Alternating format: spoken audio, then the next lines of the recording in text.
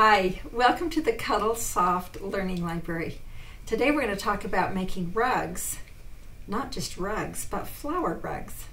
One of Shannon's new products is their Flower Rug Kit. It features a pattern done by Gail Camargo.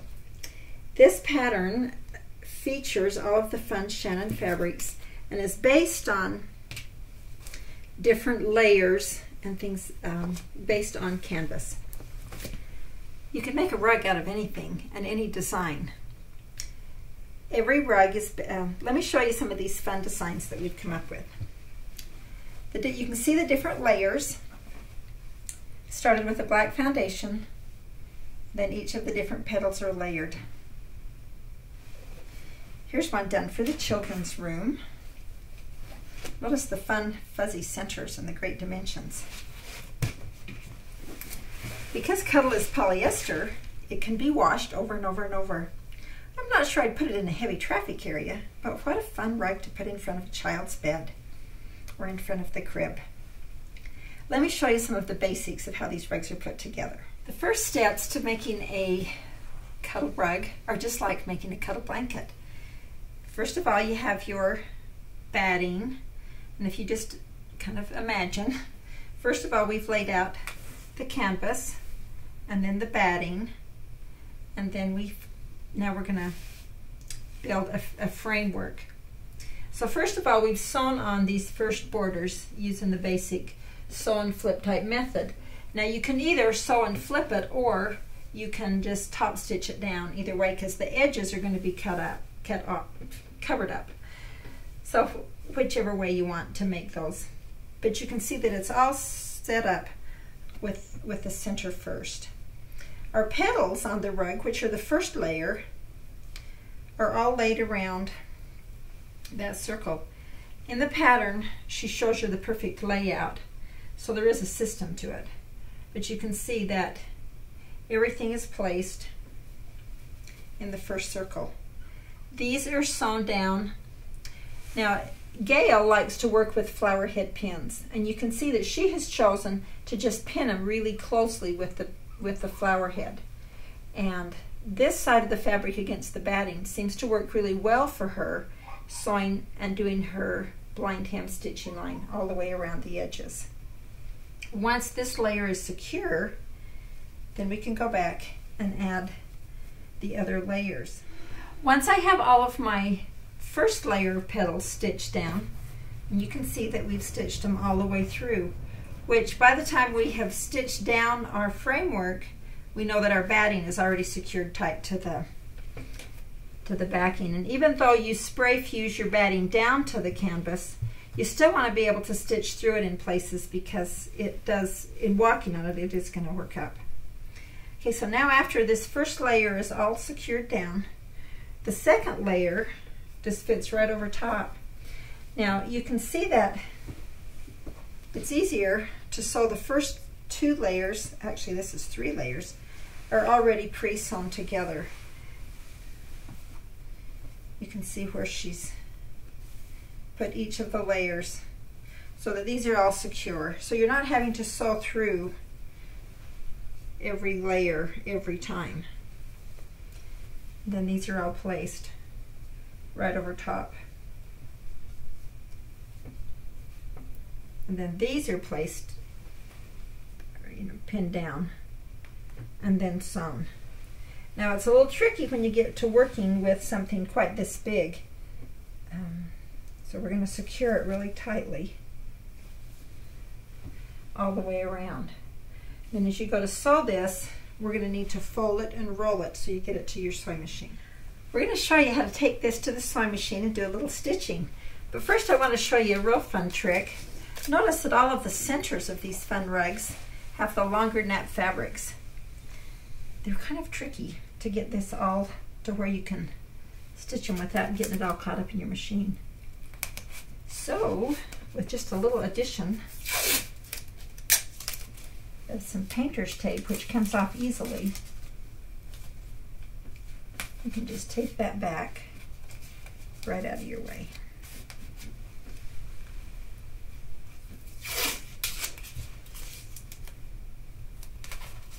What a great idea.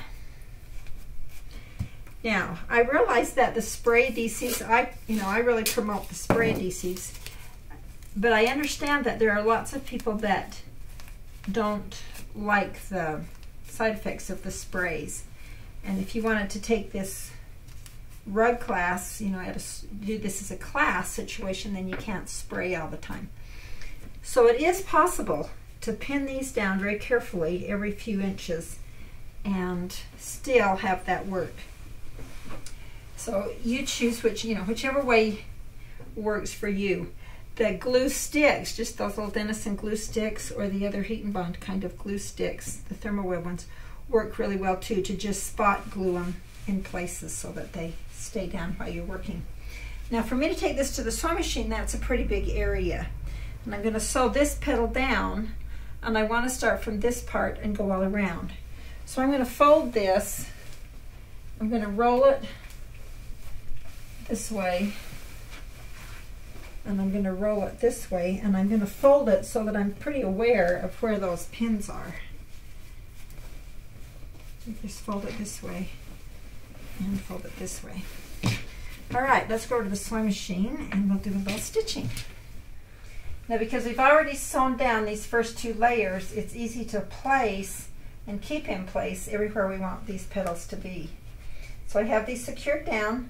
I've been careful to pull my top petal fabric over top of all of the batting edges so that as I sew it, there shouldn't be any batting exposed. I'm going to start right up here in the very corner, and I'm going to be really careful to keep my needle right against the edge. Just in my mind, I just visualize that I am cutting this edge, and then I can keep a clean, straight edge right on there. So,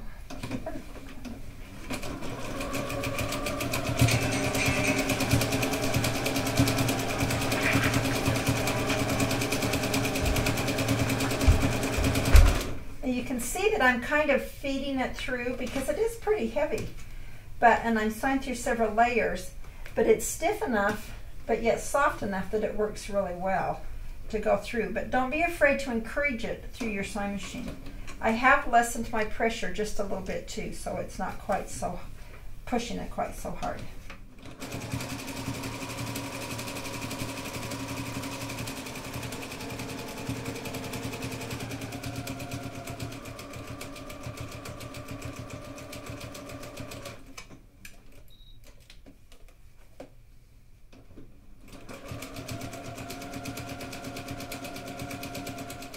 Okay, now you can see that I've made it around the corner, and I've just feed it really gradually.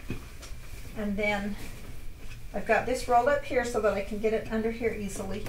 And it still gives me a little bit of a grip on being able to slide it through. So as I sew this,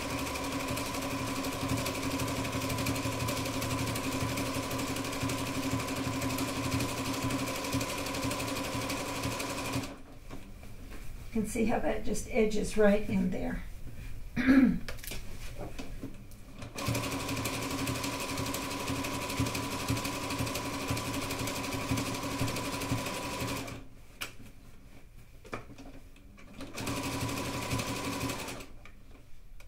We've gotten clear around this first petal.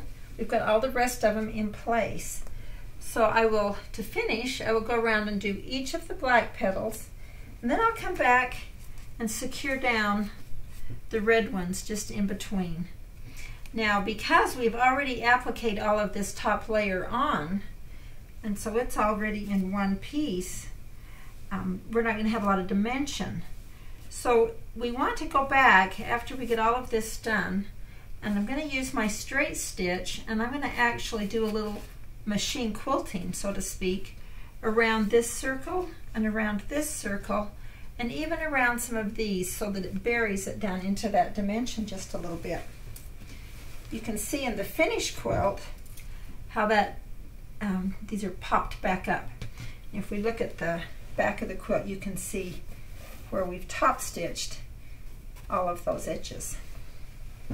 Let's talk for a minute about finishing the quilt. You can see that this one is rounded, where the one underneath it is squared.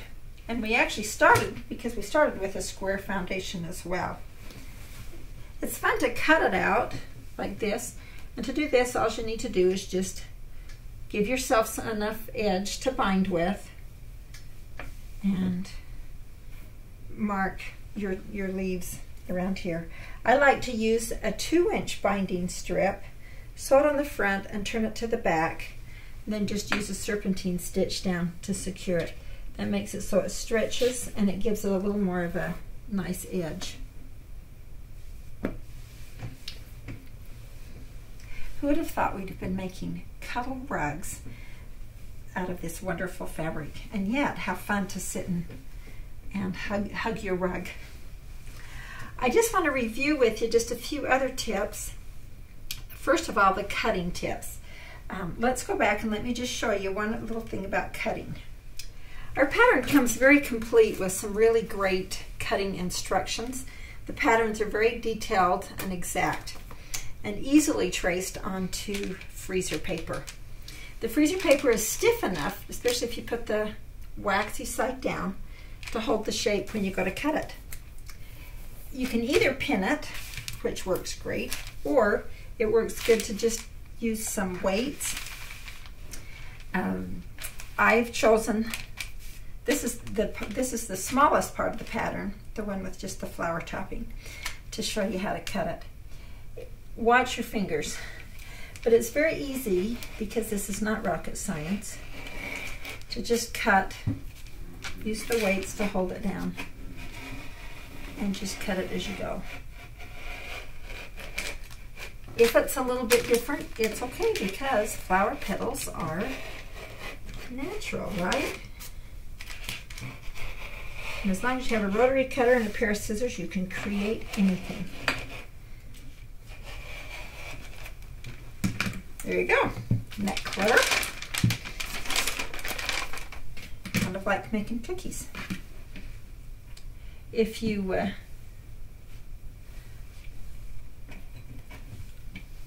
trim it out just as you go. I found that there are lots of different ways to find patterns to use for rugs. I've made a few things using color books. Color books give you lots of bigger designs. Anything that you can trace, draw, or design works great on a rug. And here we go. We have a finished quilt. We've shown you each of the steps that I feel like are important to help you finish your rug. Just remember, a rug, a quilt, or a wall hanging, they're all made with the same basic components: a backing, a batting, a great pattern, a little fusible, scissors and pins. I hope this helps you to know how you can make your family happy with one more cuddle quilt. Make someone happy and make them a cuddle rug.